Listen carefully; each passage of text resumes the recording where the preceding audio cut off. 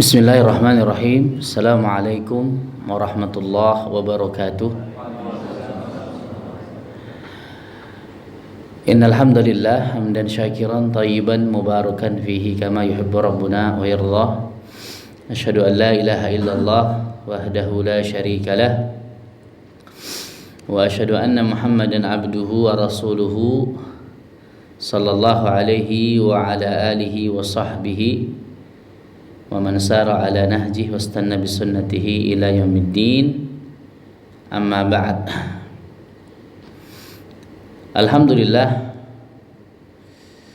di kesempatan malam hari ini senang rasanya kita bisa kembali bertatap muka dalam rangka melanjutkan komitmen kita bersama di dalam mengambil waktu terbaik di dalam waktu yang kita miliki, yang Allah berikan kepada kita untuk bisa mempelajari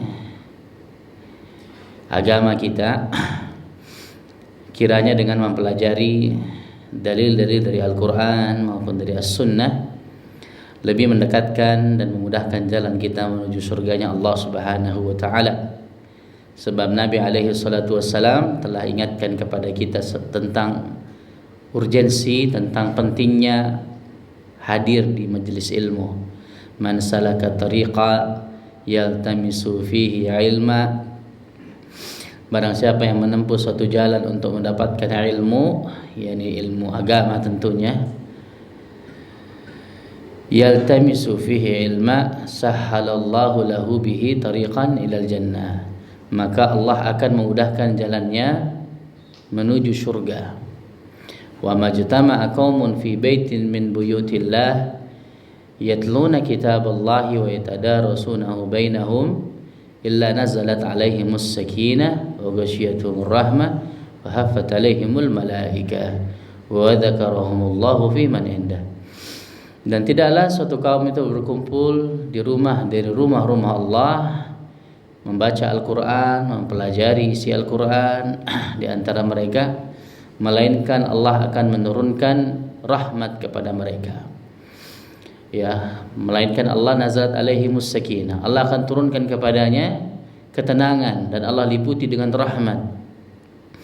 Dan wahafat alaihimul malaika, malaikat akan hadir mendoakan.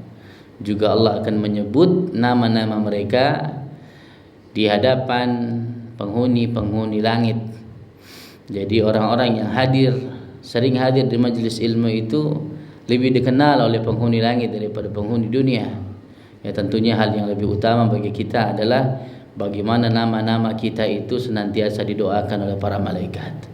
Karena itulah yang paling penting yang kita harapkan, doa dari makhluk-makhluk terbaik. Doa-doa yang bisa menyelamatkan kita di dunia maupun di akhirat. Dan itu semua jemaah sekalian di antara keutamaan hadir di majlis ilmu. Tapi barakallahu fikum, jamaah yang dimuliakan oleh Allah Subhanahu wa Ta'ala, di kesempatan malam hari ini kami akan membahas dan membacakan kepada antum semua sebuah hadis yang diriwayatkan oleh Imam Bukhari di dalam sahih beliau dari hadis yang diriwayatkan oleh Ummul Mukminin Aisyah radhiyallahu taala anha. Hadis ini yang akan kita bahas adalah hadis tentang 11 tipe suami. 11 tipe suami. Dan itu menarik jemaah sekalian karena yang meriwayatkannya, yang membawakan hadis ini adalah Aisyah radhiyallahu taala anha. Jadi penilaiannya langsung dari istri Nabi alaihi salatu wassalam. Ya, menunjukkan bagaimana perhatian istri-istri Nabi sallallahu alaihi wasallam terhadap kebaikan para suami. Yang tentunya ini bisa menjadi sebuah pelajaran bagi kita di dalam mengarungi bahtera rumah tangga. Dan kita akan mencocokkan diri kita berada di tipe yang keberapa, ya. Karena setiap kita itu tentunya punya bawaan diri masing-masing, punya karakter, kepribadian. Dan terkadang kepribadian itulah yang kita bawa ketika kita menjadi seorang suami, menjadi seorang kepala rumah tangga. Hal yang tidak bisa kita tutupi ketika memang sudah begitu bawaan karakter pribadi kita. Sengaja kami menyinggung di maghrib tadi terkait dengan kelemah lembutan, karena ini modal utama yang harus senantiasa kita perbaiki di dalam diri ini. Hadis diriwayatkan oleh Imam Bukhari dalam Sahih beliau di dalam bab husnil muasyarati ma'al ahl, bab tentang bersikap baik terhadap istri. Imam Bukhari rahimahullahu taala menceritakan kepada beliau mengatakan telah menceritakan kepada kami Sulaiman bin Abdurrahman dan Ali bin Hujr. Keduanya berkata telah mengabarkan kepada kami Isa bin Yunus dan menceritakan kepada kami Hisham bin Urwah dari Abdullah bin Urwah dari Aisyah radhiyallahu taala anha. Dia berkata 11 orang wanita berkumpul, lalu mereka berjanji dan bersepakat untuk tidak menyembunyikan sedikit pun kabar tentang suami mereka. Mereka berkumpul untuk menceritakan tentang bagaimana tipe suami mereka di rumah, tanpa ada yang disembunyikan. Baik buruknya ceritakan. Jadi itu kesepakatan 11 istri-istri ini. Maka kemudian wanita pertama dan sampai yang ke-11 akan menceritakan tentang suaminya dalam bentuk sebuah analogi ya, dan sebuah peribahasa yang tentunya masing-masing itu dijelaskan oleh para ulama terkait makna dari ucapan-ucapan setiap wanita tersebut. Wanita pertama berkata, sesungguhnya suamiku adalah daging unta yang kurus yang berada di atas puncak gunung yang tidak mudah untuk didaki, dan dagingnya juga tidak gemuk untuk diambil. Wanita kedua berkata, suamiku, aku tidak akan menceritakan tentang kondisinya, karena jika aku kabarkan tentangnya, aku khawatir aku tidak bisa meninggalkannya. Jika aku menyebutkan tentangnya, maka aku akan menyebutkan urat-urat yang muncul di tubuhnya dan juga perutnya. Kemudian wanita yang ketiga berkata, suamiku kurus tinggi. Jika aku berucap, maka aku akan dicerai. Dan jika aku diam, maka aku akan tergantung. Wanita keempat berkata, suamiku seperti malam hari di pegunungan Tihamah, tidak panas dan tidak dingin, tidak ada ketakutan dan tidak ada rasa bosan. Wanita yang kelima berkata, suamiku jika masuk rumah seperti macan, jika keluar rumah maka dia seperti singa dan tidak pernah bertanya apa yang dia dapati. Kemudian wanita keenam berkata, suamiku jika makan maka banyak sekali menunya dan tidak ada yang disisanya. Jika minum maka tidak ada yang tersisa. Jika berbaring maka tidur sendiri sambil berselimutan dan tidak mengulurkan tangannya untuk mengetahui kesedihanku.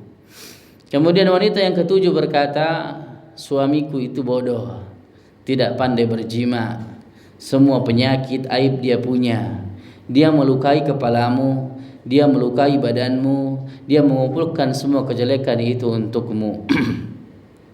Kemudian wanita ke-8 berkata, suamiku sentuhannya seperti sentuhan kelinci dan baunya seperti bau zarnab. Wanita yang ke-9 berkata, suamiku tinggi tiang rumahnya, panjang sarung pedangnya, banyak abunya, dan rumahnya dekat dengan bangsal. Kemudian wanita yang ke-10 berkata, suamiku namanya Malik. Dan siapakah gerangan si Malik? Malik adalah lebih baik dari pujian yang disebutkan tentangnya. Ia memiliki unta yang banyak di kandangnya dan sedikit tempat gembalanya. Dan jika unta-unta tersebut mendengar suara rebana, tanda kedatangan tamu, maka unta-unta tersebut yakin bahwa mereka akan binasa. Kemudian wanita terakhir, wanita yang ke-11 berkata, suamiku adalah Abu Zara. Tahukah kalian siapa itu Abu Zara? Dialah yang telah memberatkan telingaku dengan perhiasan dan telah memenuhi lemak di lengan atas tanganku dan menyenangkan aku, maka aku pun gembira. Ia mendapatiku pada peternak kambing-kambing kecil dengan kehidupan yang sulit. Lalu ia pun menjadikan aku berada di tempat para pemilik kuda dan unta, dan berada di tengah-tengah penghalus makanan dan suara hewan-hewan ternak. Di sisinya aku berbicara dan aku tidak dijelek-jelekkan. Aku tidur di pagi hari, aku minum hingga aku puas dan tidak ingin minum lagi. Ibu Abu Zar', mertuanya. Siapa gerangan ibu Abu Zar'? Dia adalah orang atau wanita yang mengumpulkan perabotan rumah dan memiliki rumah yang luas. Putra Abu Zar', siapakah gerangan dia? Tempat tidurnya adalah pedang yang terhunus yang keluar dari sarungnya. Ia sudah kenyang jika memakan lengan anak kambing betina. Putri Abu Zar', siapakah gerangan dia? Dia taat kepada ayahnya dan ibunya. Tubuhnya segar montok membuat madunya cemburu. Budak wanita Abu Zar', siapakah gerangan dia? Ia menyembunyikan rahasia-rahasia kami dan tidak menyebarkannya. Tidak merusak makanan yang kami datangkan dan tidak membawa lari makanan tersebut, serta tidak mengumpulkan kotoran di rumah kami. Kemudian perempuan yang ke-11 ini mengatakan, suatu ketika keluarlah Abu Zar'. Pada saat tempat-tempat dituangkannya susu sedang digoyang-goyang agar keluar sari susunya. Maka kemudian Abu Zar' bertemu dengan seorang wanita bersama 2 orang anaknya seperti 2 ekor macan. Mereka berdua sedang bermain di dekatnya dengan 2 buah delima. Maka ia pun menceraikanku dan menikahi wanita tersebut. Setelah itu aku pun menikah dengan seorang pria yang terkemuka yang menunggang kuda pilihan balap. Ia mengambil tombak lalu membawa tombak tersebut untuk berperang, dan pulang membawa ghanimah berupa unta yang banyak sekali. Ia memberiku sepasang hewan dari hewan-hewan yang disembelih. Kemudian dia berkata kepadaku, makanlah wahai Ummu Zar', dan berkunjunglah ke keluargamu dengan membawa makanan ini. Kemudian dia mengatakan, kalau seandainya aku mengumpulkan semua yang diberikan olehnya, oleh suami yang keduanya ini, aku mengumpulkan semua yang diberikan olehnya, maka tidak akan mencapai belanga terkecilnya Abu Zar'. Rasulullah SAW berkata, aku bagimu wahai Aisyah seperti Abu Zar' bagi Ummu Zar'. Barakallahu fikum jamaah yang dimuliakan oleh Allah Subhanahu wa taala. Ini matan hadisnya sudah panjang juga. Kita akan bahas secara ringkas satu persatu ya, dari tipe-tipe suami ya yang disebutkan di dalam hadis ini. Hadis ini diawali dengan ucapan Aisyah radhiyallahu taala anha tentang 11 wanita yang berkumpul untuk menggosipi suami masing-masing ya. Betul-betul mereka niatnya untuk gosip, betul-betul datang untuk menceritakan aib suaminya. Jadi hati-hati ibu-ibu kalau kumpul-kumpul tuh, kadang terpleset sampai menjelekkan suaminya sendiri. Nah, khilaf para ulama di sini, apakah ini terjadi di zaman Islam ataukah dahulu jauh sebelumnya? Maka dalam hal ini disebutkan bahwa sebagian ulama menyebutkan bahwa ini termasuk di antara cerita-cerita rakyat ya, yang diceritakan dari generasi ke generasi sebagai pelajaran bagaimana seseorang itu menjadi seorang suami. Dan disebutkan pula bahwa terkait dengan perilaku mereka, hukum asalnya tidak dilarang di dalam syariat, dilarang dalam syariat menggibah ya. Akan tetapi kenapa hal tersebut tetap diceritakan oleh Aisyah radhiyallahu taala anha kepada Nabi sallallahu alaihi wasallam, bahkan diceritakan sebagai ilmu kepada kita semua, padahal isinya gosip ya, padahal isinya aib yang diceritakan, walaupun di sana juga ada pujian. Ini menunjukkan bahwasanya objek yang diceritakan di sana bukanlah dari kalangan kaum muslimin ya, karena yang dikatakan gosip gibah itu adalah zikru akhaka bima yakrahu ya, ini kita menyebutkan tentang saudara kita ya, ini saudara seiman dari apa-apa yang dia tidak sukai. Inilah keistimewaan jalinan persaudaraan di atas keimanan, bahwa kita tidak boleh menjelek-jelekkan saudara kita di depan maupun di belakangnya. Kita langsung masuk kepada tipe yang pertama yang disebut oleh Ibunda Aisyah radhiyallahu taala anha. Yang pertama beliau katakan, zauji lahmun jamal ghatha. Sesungguhnya suamiku adalah daging unta yang kurus, yang berada di atas puncak gunung yang tidak mudah untuk didaki, dan dagingnya juga tidak gemuk untuk diambil. Apa maksudnya tipe yang pertama ini jemaah sekalian? Bahwa yang pertama ini adalah suami tersebut adalah suami yang pelit, ya, suami yang bakhil, suami yang menutupi kebakhilannya dengan alasan banyak perhitungan, ya, banyak urusan ini, pandai hitung-hitungannya, ya, pandai matematikanya kalau urusan uang di rumah. Terkadang itu hanya alasan saja, ya, untuk menutupi kebakhilan dirinya. Maka disebutkan di sini istri itu paling pandai untuk menilai suaminya itu pelit atau tidak, ya. Karena memang istri itu adanya memang cinta dengan harta, ya, cinta dengan apa yang suaminya miliki. Karena kita kurangi saja 100.000 dari apa yang biasa kita kasih, pelit sudah jatuhnya.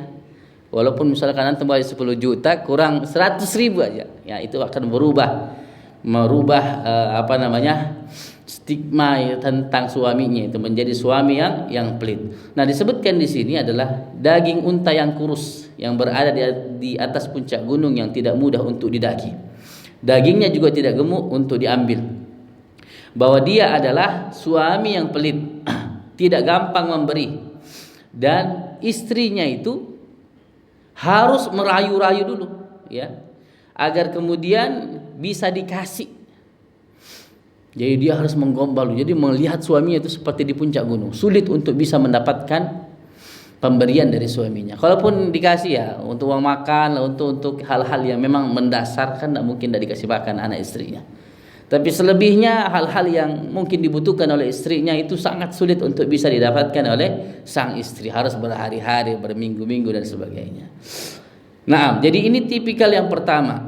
Dan ini merupakan tipikal yang jelek daripada tipe-tipe suami yang diceritakan di dalam hadis ini. Dan diawali langsung hadis tersebut, dan itu merupakan penyakit banyak para suami, yaitu bakhil, pelit terhadap istrinya. Dan itu juga diceritakan di dalam hadisnya Hindun ketika dia mengadukan kebakhilan suaminya Abu Sufyan kepada Nabi alaihi salatu wassalam.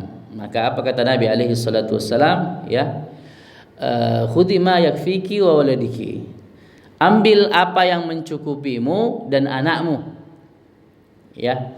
Jadi itu merupakan pembolehan nih dari Nabi sallallahu alaihi wasallam bagi para suami yang terlalu pelit.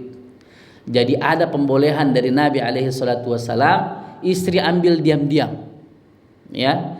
Boleh istri itu ngambil diam-diam, yang penting memang suaminya pelit. Ya, kecuali sudah dikasih jatah tapi masih mengambil agak, itu lain lagi hukumnya. Tapi apabila suaminya pelit, perhitungan dan hal-hal kebutuhan lainnya itu tidak diberikan kepada istrinya, maka istri punya kewajiban, ya, punya hak untuk kemudian mengambil walaupun tanpa sepengetahuan suaminya. Nabi SAW ingatkan kita para suami, walasta tunfiqu nafaqatan tabtagi biha wajhallah illa ujirta biha. Tidaklah kita menginfakkan sesuatu untuk mengharapkan wajah Allah kecuali kita pasti akan mendapatkan pahala dengannya. Hatta luqmata taj'aluha fi fayyim ra'atik. Sekalipun itu hanya sesuap makanan yang kita masukkan ke dalam mulut istri kita, ya. Menyuapi istri kita, ya, itu sebuah gambaran, ya. Walaupun mungkin suami itu jarang sekarang yang menyuapi istrinya, kecuali mungkin awal-awal pernikahan masih disuapi, masih pengantin baru masih disuapi. Kalau sudah tua, sudah jarang lah, ya. Nah, maka Nabi sallallahu alaihi wasallam sebutkan hatta seseorang itu menyuapi istrinya itu adalah sebuah nafkah yang terbaik. Itu menunjukkan hal mendasar yang harus diberikan daripada nafkah adalah kebutuhan-kebutuhan dasar seperti makanan, minuman, tempat tinggal, pakaian. dan apa saja yang membuat istri bisa menjalankan tugasnya dengan baik sebagai seorang istri.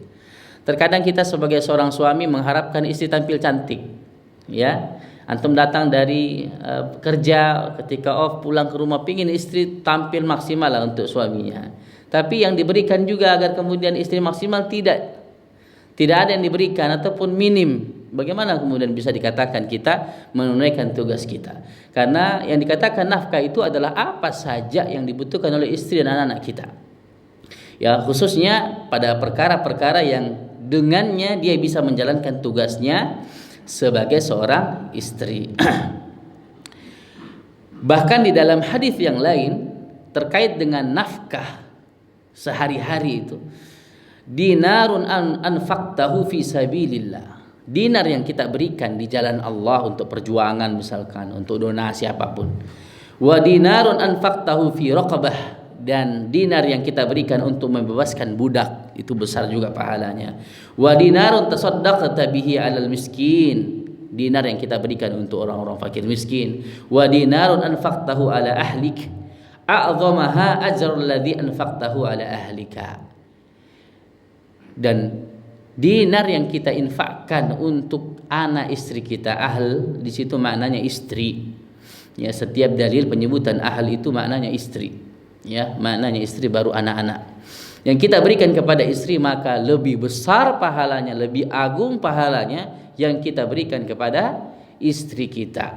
Ya, pada perkara nafkah, ya. Nafkah kebutuhan dasar tentunya, ya.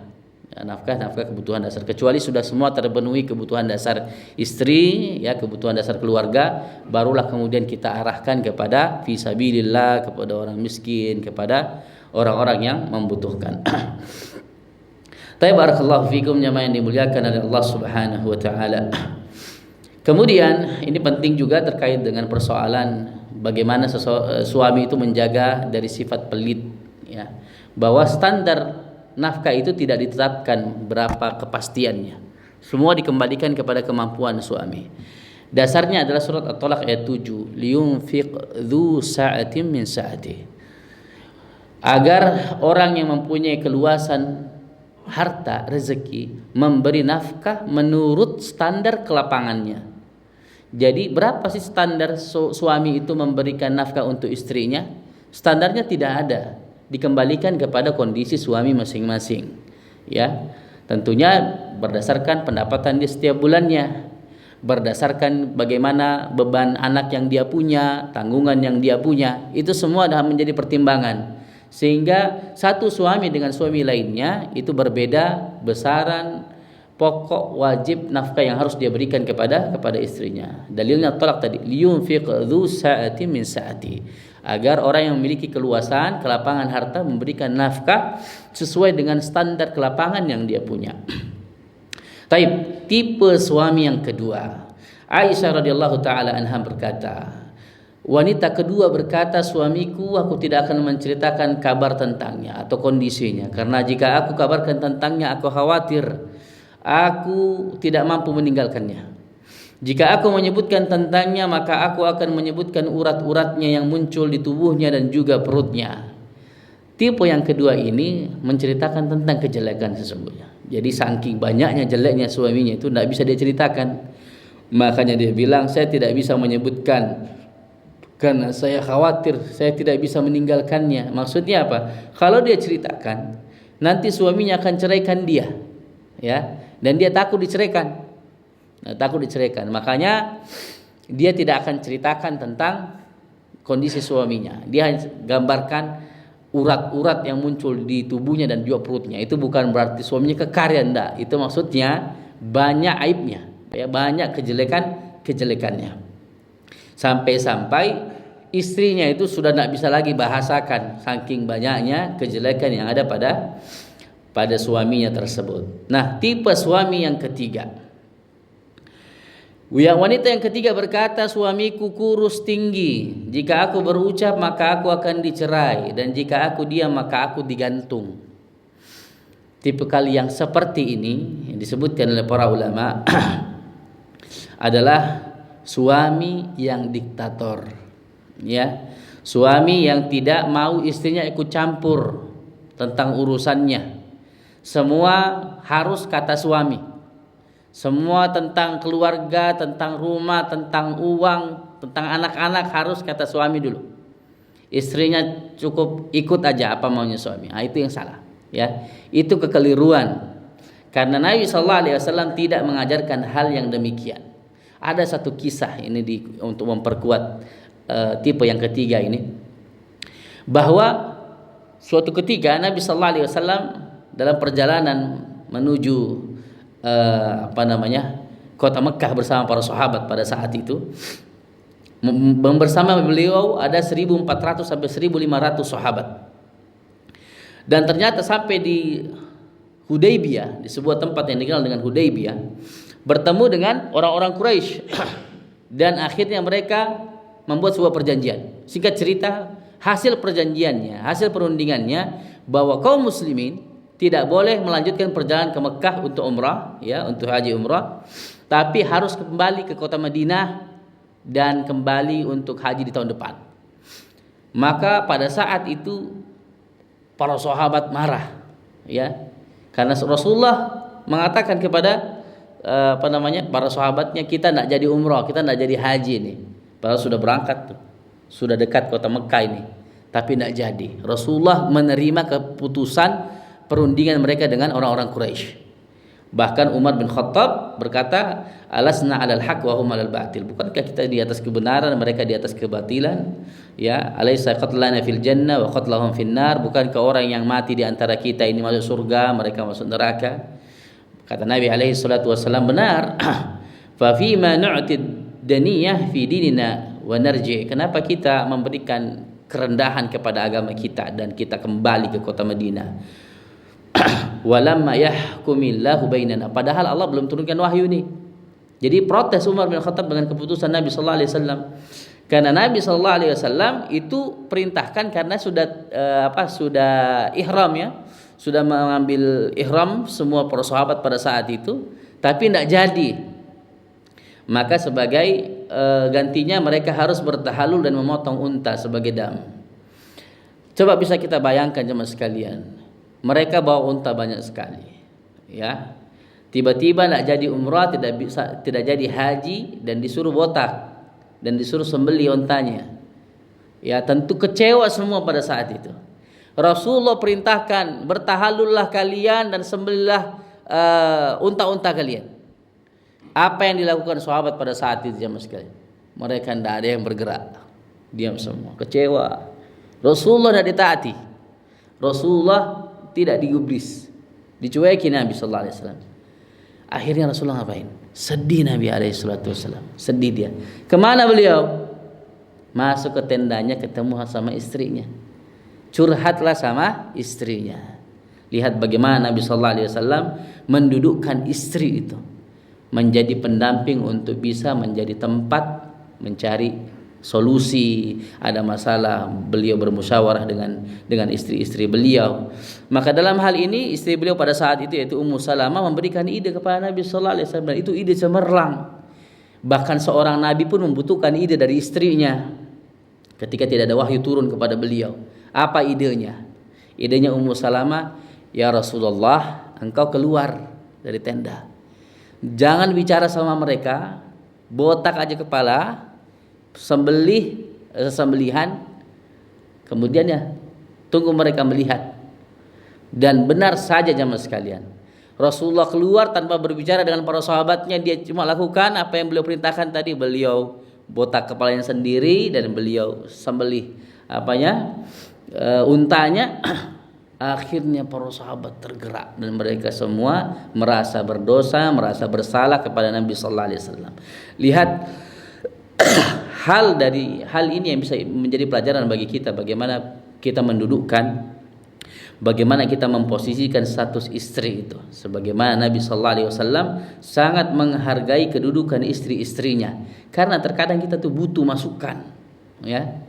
Ada ikhwan di sini, ada jamaah di sini, bingung dia, saya lanjut di sini atau saya pergi ke Qatar, ya. Butuh dia masukan dari istrinya. Nanti istrinya kasih masukan, ya, tapi biasanya istri itu kasih masukan yang lebih menjanjikan tentunya, ya. Dalam hal-hal seperti itu. Atau maka dalam hal ini kita tetap harus mencari masukan dari para istri.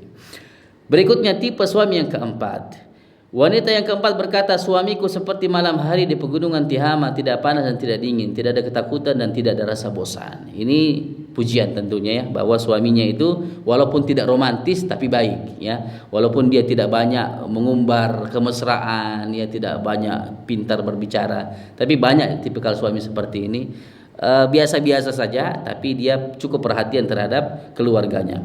Tipe suami yang kelima, wanita yang kelima berkata, suamiku jika masuk rumah seperti macan, jika keluar rumah maka seperti singa. Dia tidak pernah bertanya tentang apa yang dia dapati. Yang kelima ini juga pujian, ya, bahwa suami itu masuk rumah seperti macan. Para ulama menyebutkan apa maksudnya macan di situ. Ya, apakah kucing? Ya, masuk rumah seperti kucing, keluar singa, masuk rumah kucing. Maksudnya macan di sana adalah bahwa suaminya itu sampai rumah banyak tidur, ya, lebih banyak tidur, atau pingin ajak tidur istrinya. Nah, ini disebutkan. Jadi kepuasan yang ada pada dirinya suami ketika masuk rumah itu tenang, nyaman, sehingga dia bawaannya pingin rehat, pingin istirahat dan sebagainya. Ketika dia keluar rumah dia menjadi singa, menunjukkan bagaimana penjagaannya terhadap keluarganya. Kita bisa lihat singa bagaimana menjaga komunitasnya, bagaimana dia menjaga anak istrinya. Dan tidak pernah bertanya tentang apa yang didapati. Maksudnya adalah suaminya ini tidak terlalu banyak komplain. Ya, tidak terlalu banyak komplain. Masuk rumah, apa yang dia dapati, apa yang dikasih oleh istrinya, ya, selama itu memenuhi kebutuhannya dan tidak ada yang yang dikorbankan, ya, tidak ada yang dizalimi, maka dia puas dengan itu semua. Jadi tidak terlalu banyak komplain, tidak terlalu banyak permintaan terhadap istrinya. Menerima dengan apa yang sudah diberikan oleh sang istri dari pelayanan selama dia berada di rumah. Kemudian tipe suami yang keenam.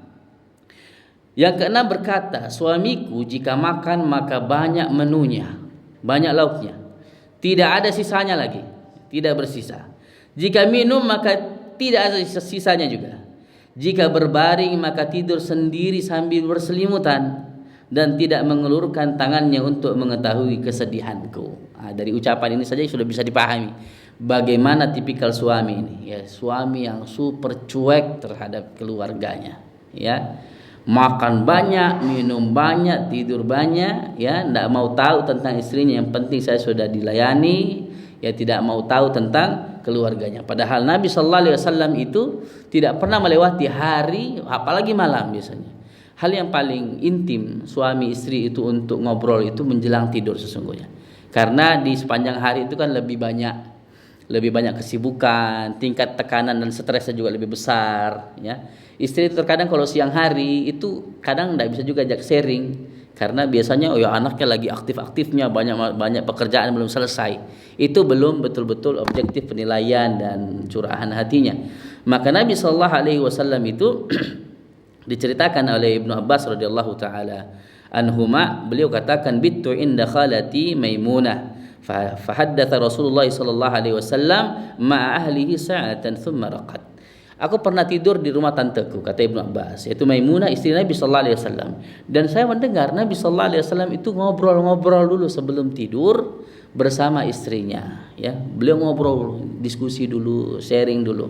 Nah, itu yang sebaiknya ada pada diri suami. Karena biasanya itu, ya, pengalaman kalau kita sama istri itu biasanya istri itu nunggu momen anak sudah ditidurkan.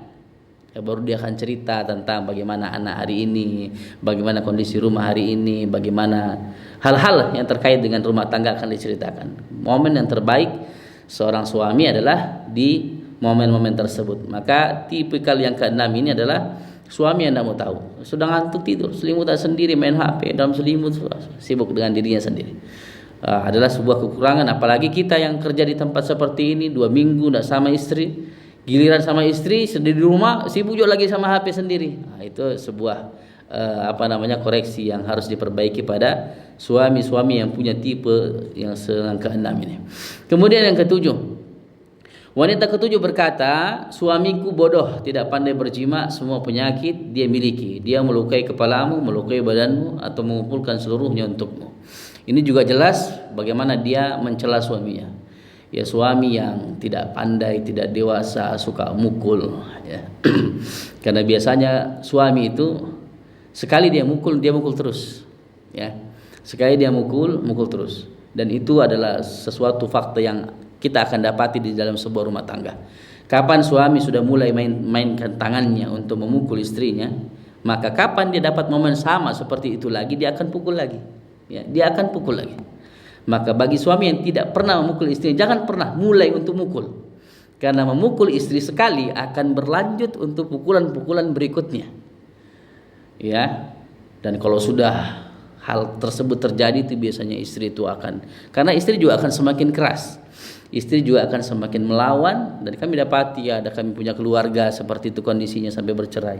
Karena memang setiap hari baku hantam dengan suami dan istrinya dipertontonkan di hadapan anak-anaknya. Naudzubillah.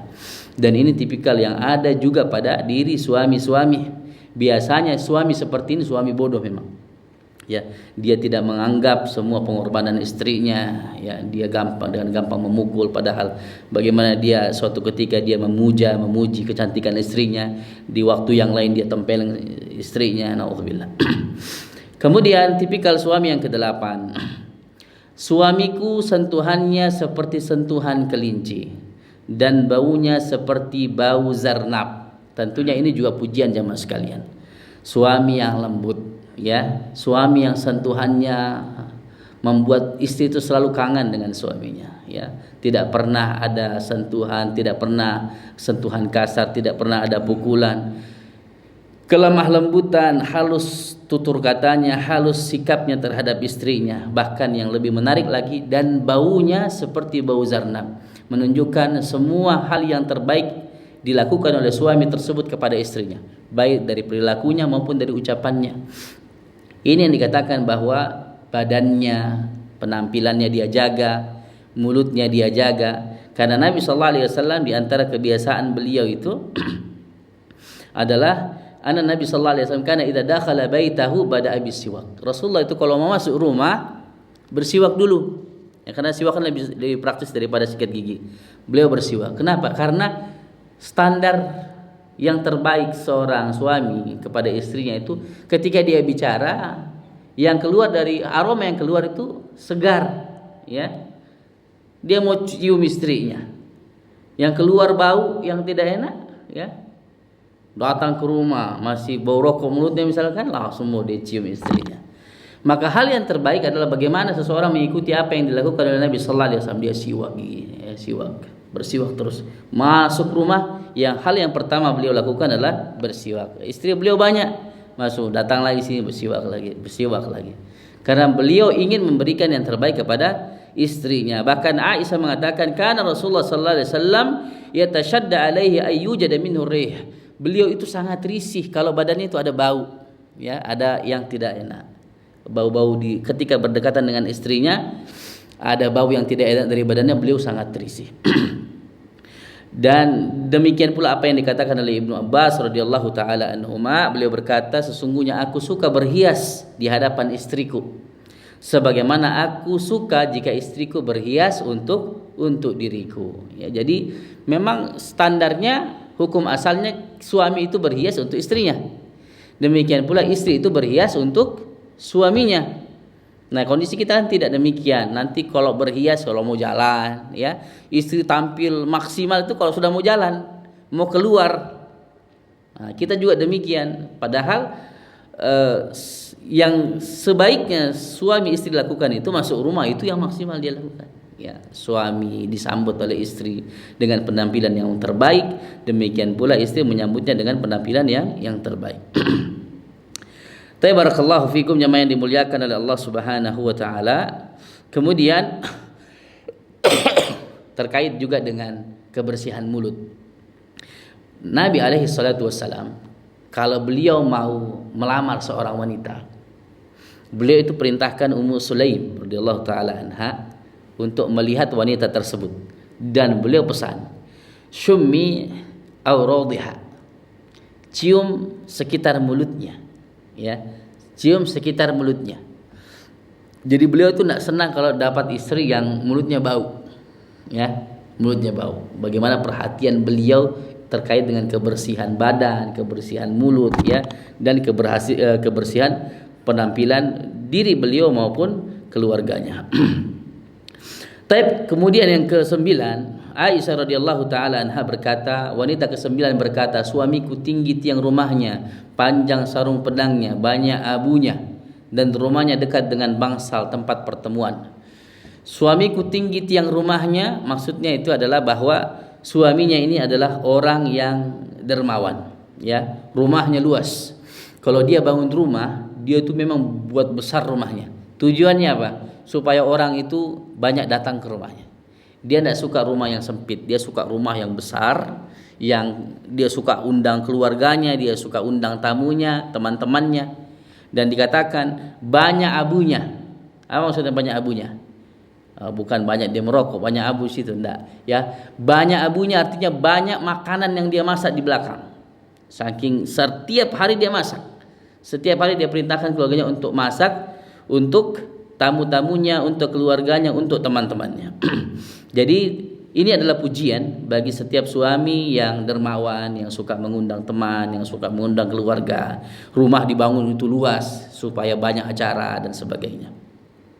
Kemudian yang ke-10, wanita ke-10 mengatakan, suamiku namanya Malik, dan siapakah gerangan si Malik? Malik itu lebih baik dari pujian yang disebutkan tentangnya.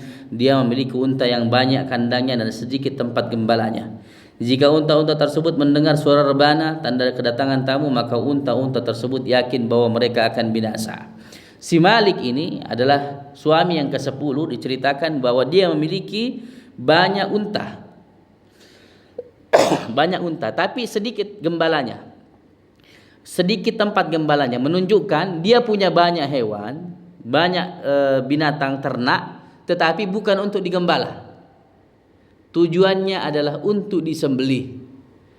Dia sembelih untuk tamu-tamu yang datang. Jadi tipe yang 9 dan 10 ini sama, yaitu suka menjamu, ya, suka berbagi. Dan ini adalah hal yang paling penting juga yang harus dimiliki oleh setiap suami, mengajarkan kepedulian untuk dermawan kepada istri dan anak-anaknya, agar kemudian dengan saling berbagi, menghormati, memuliakan tamu, akan lebih memudahkan rezeki bagi keluarga tersebut. Terakhir adalah tipe suami yang ke-11, tentang Abu Zar. Diceritakan dari apa yang disebutkan oleh Aisyah radhiyallahu taala anha dari ciri Abu Zar yang pertama. Abu Zar, siapakah Abu Zar? Dia memberatkan telingaku dengan perhiasan, ya, dan telah memenuhi lemak di lengan atas tanganku dan menyenangkan aku, maka aku pun gembira. Ini adalah sebuah pujian yang paling tertinggi dari seorang istri kepada suaminya, yaitu ketika dia diberikan semua apa yang dibutuhkan, apalagi yang sifatnya materi. Karena memang istri itu tipikalnya akan menilai sesuai dengan apa yang dia lihat dan dia nikmati. Ya, dia akan lihat itu. Penilaian istri sama semua, bahwa dia akan mengukur dari apa yang dia dapat dalam bentuk materi yang bisa dia lihat, bisa dia pegang, dan bisa dia rasakan dan dia nikmati. Maka itulah yang kemudian jadi ciri pertama yang disebutkan oleh Ummu Zar tentang Abu Zar. Dia memberatkan telingaku dengan perhiasan, badannya penuh dengan perhiasan. Jadi betul-betul dimanjakan, ya, Ummu Zar oleh Abu Zar, sampai dikatakan dan telah memenuhi lemak di lengan atas tanganku. Orang Arab itu sangat senang apabila istrinya gemuk, ya, tanda sejahtera. Kalau istrinya kurus tidak senang mereka. Makanya kalau antum lihat orang Arab itu istrinya gede-gede semua, ya, kalau masih gadis kecil, ya, tapi kalau sudah menikah besar, itu kebanggaan, ya, kebanggaan suami jika dia lihat ke temannya, oh, istrinya besar, itu berarti sejahtera. Jadi ini yang disebutkan bahwa istrinya gembira dibuat gemuk oleh suaminya. Dan menyenangkan aku, maka aku pun bergembira. Kemudian yang berikutnya, ia mendapatiku pada peternak kambing-kambing kecil dengan kehidupan yang sulit. Lalu ia pun menjadikan aku berada di tempat para pemilik kuda dan unta, penghalus makanan dan suara hewan-hewan ternak. Jadi dahulunya Ummu Zara itu orang miskin, diambil oleh Abu Zara untuk kemudian dijadikan orang kaya, ya. Dia beristri dan akhirnya Ummu Zara menjadi orang yang hidup di tengah-tengah orang kaya.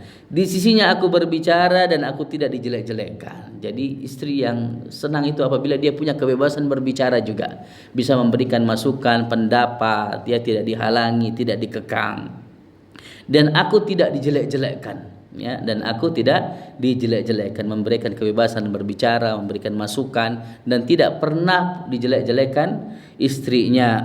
Dan itu hal yang selalu diingat oleh istri, ya, selalu diingat. Tapi kapan kita menjelekkan istri itu? Diingat terus itu, biar 10 tahun, ya. 10 tahun antum pernah bicara apa tentang istri itu, dia akan ungkit lagi dalam keadaan kita sudah lupa, masa saya pernah bicara seperti itu, ya.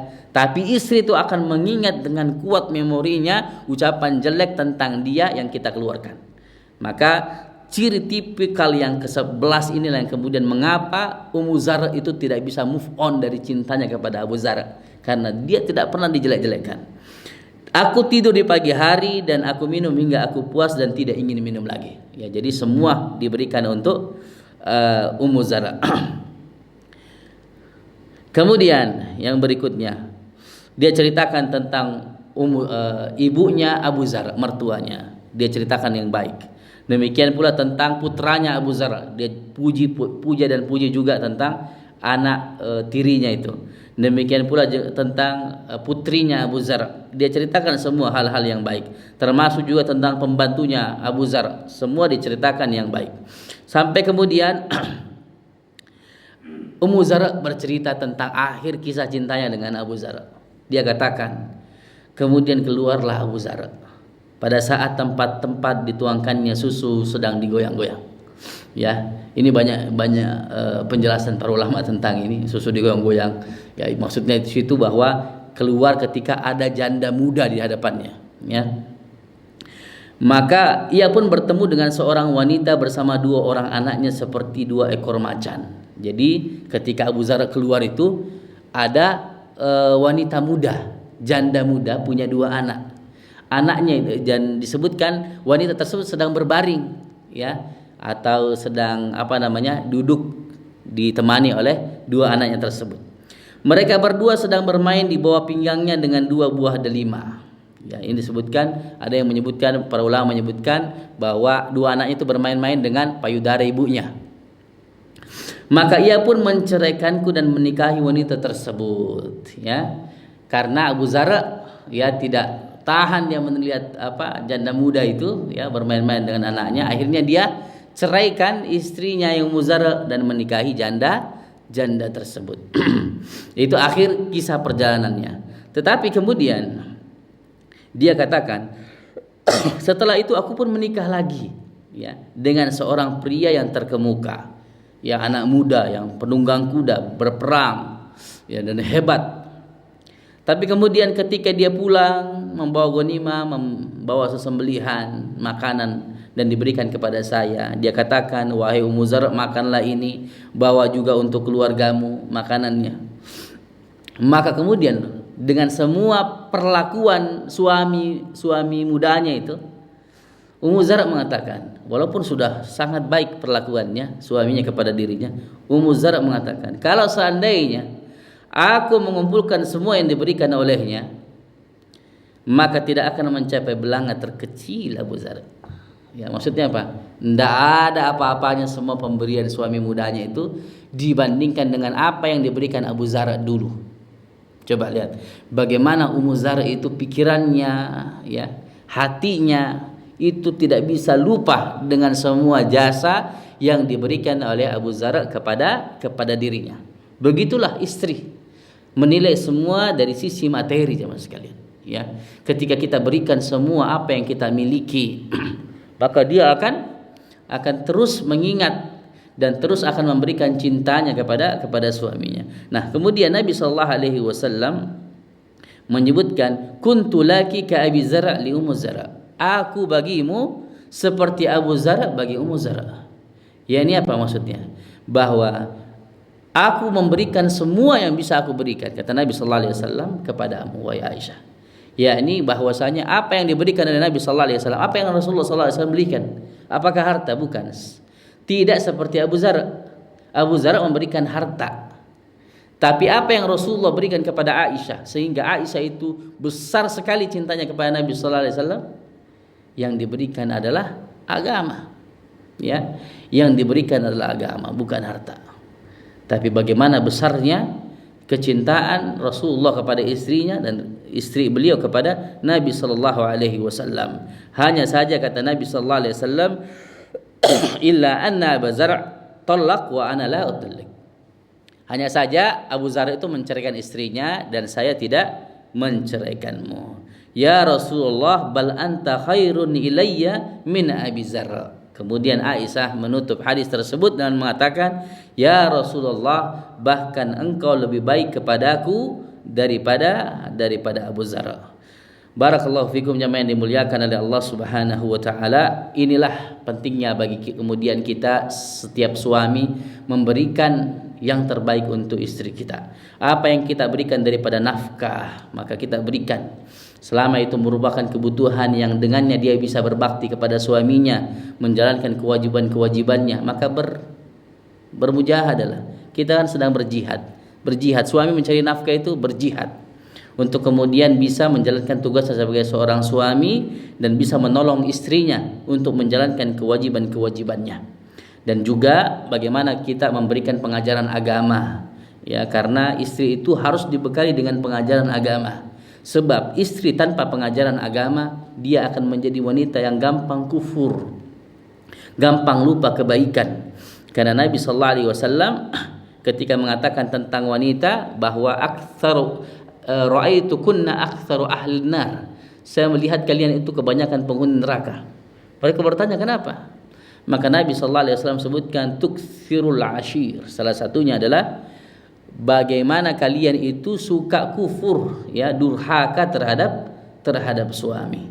Salah satu bentuknya adalah kalau kita melakukan kejelekan, ya, maka semua kebaikan kita gampang dilupakan, ya, gampang dilupakan. Sebagaimana disebutkan dalam hadis, dia mengatakan, istri akan mengatakan, aku tidak pernah melihatmu melakukan kebaikan sedikit pun. Kalau dia dilukai hatinya, ya, kalau dia dilukai hatinya, kalau kita berbuat jelek padanya satu kali saja, maka semua kebaikan itu akan hilang di dalam memorinya, ya. Maka itu yang harus diingatkan oleh para istri, karena hanya dengan sebab itu mereka menjadi kufur jamaah sekalian, ya. Mereka menjadi kufur dan itulah yang menjadikan mereka kebanyakan penghuni neraka. Ketika kita sudah memberikan semuanya dari agama, dari dunia, maka tidak ada hati yang lebih dicintainya daripada suaminya tersebut. Ada sebuah ungkapan penyair, nakil fuadaka haitsu syi'ta minal hawa. Pindahkanlah hatimu kepada siapa saja yang engkau mau. Famal hubbu illa lil habibil awwal. Maka kecintaan sejati hanyalah untuk kekasih yang pertama. Nah, itu ucapan yang paling cocok tentang kondisinya Ummu Zar, bahwa cinta pertama itu yang tidak bisa dirubah. Apalagi ketika cinta pertama itu sudah memberikan semuanya, dunianya, agamanya, ya, maka itulah yang harus kita jaga sebagai kekayaan kita di dalam membangun sebuah bahtera rumah tangga. Barakallahu fikum jamaah yang dimuliakan oleh Allah Subhanahu wa taala. Demikianlah yang bisa kita pelajari di kesempatan di malam hari ini. Penting bagi kita semua sebagai seorang suami mengukur diri, menakar kualitas diri kita, ya. Mari kita saling tolong menolong dengan istri kita untuk menjadi pasangan yang terbaik, karena terkadang istri itu harus diingatkan, ya, terkadang istri itu harus diingatkan dengan kebaikan suami. Jadi jangan juga merasa bahwa kita tidak boleh cerita kebaikan kita kepada istri. Kadang harus diceritakan, ya, kadang istri itu harus diceritakan. Kenapa? Karena supaya dia ingat, ya, supaya dia ingat, Umi, Ade pernah Abi dulu belikan ini, ya. Bukan kemudian dihitung-hitung, pasti akan direspon jelek juga pastinya, ya, hitung-hitungan segala macam. Tapi harus diingatkan, ya. Walaupun mungkin responnya negatif ke kita, tapi untuk kemudian dia tahu bagaimana pengorbanan suaminya. Karena Selamat tidaknya itu juga tergantung oleh selamat tidaknya istri, dunia akhiratnya itu semua tergantung kepada suami. Maka selamatkanlah istri kita dari potensi-potensi kekufuran terhadap suaminya dengan kita ingatkan, kita nasihati dan berikan petua-petua terbaik untuk diri-diri mereka. Demikianlah yang bisa kita pelajari di kesempatan malam hari ini. Semoga bermanfaat bagi kita semua. Semoga Allah memberikan taufik kepada kita semua untuk menjadi suami-suami yang saleh dan dianugerahkan kepada kita istri-istri dan anak-anak yang saleh dan salihah. Amin ya rabbal alamin. Demikian yang bisa kita pelajari. Sebelum kita akhiri, mungkin ada pertanyaan yang mau ditanyakan. Jelas insyaallah kita akhiri dengan doa kafaratul majlis. Subhanakallahumma bihamdika asyhadu an la ilaha illa anta astaghfiruka wa atubu ilaik. Wa akhiru da'wana alhamdulillahi rabbil alamin. Assalamualaikum warahmatullahi wabarakatuh.